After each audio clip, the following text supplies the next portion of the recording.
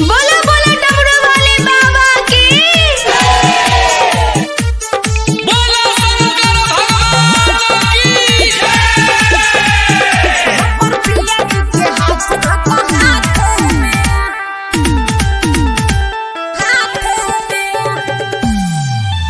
गोरी बाबा धाम जब ही केकरा साथ में अपना दूल्हा के हाथ धक्का हाथ में।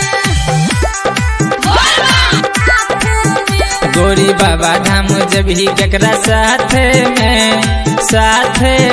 अपना दूल्हा के हाथ धक्का हाथ में। सेल्फी खींचबी कोन बाटे में सेल्फी खींचबी कोन बाटे में सजना के हाथ धक्का हाथ में। गोरी बाबा धाम जब ही केकरा साथ में हमर पिया जी के हाथ धक्का हाथ में। बोलो शंकर भगवान की हमर पिया जी के हाथ धक्का हाथ में। प्रेम से बोलिए बाबा नीलकंठ की जय। हमर पिया जी के हाथ धक्का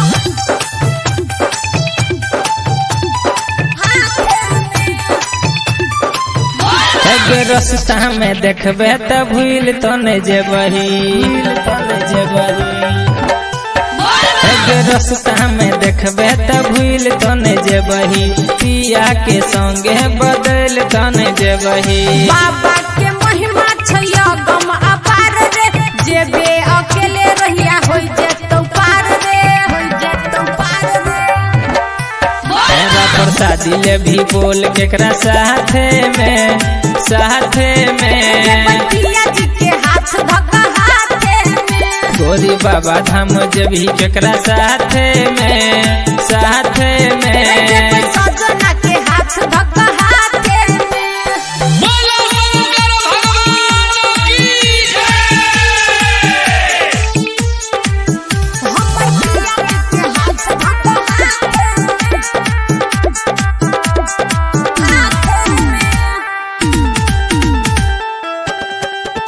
हमर पिया जी के हाथ हमरा संगे जेबे बड़ निक लगत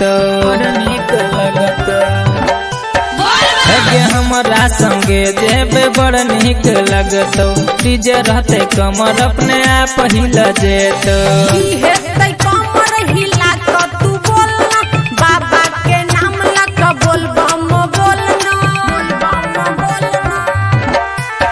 सिंदूर बिंदी लैला जब ही केकरा साथ में ज्ञान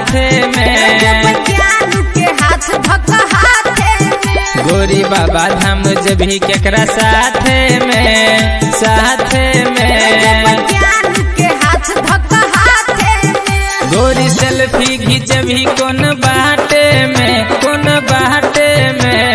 सेल्फी खींचबी कोन बाटे में अपना सजना के हाथ धक्का हाथ में। गोरी बाबा धाम जब ही केकरा साथ में हमर पिया जी के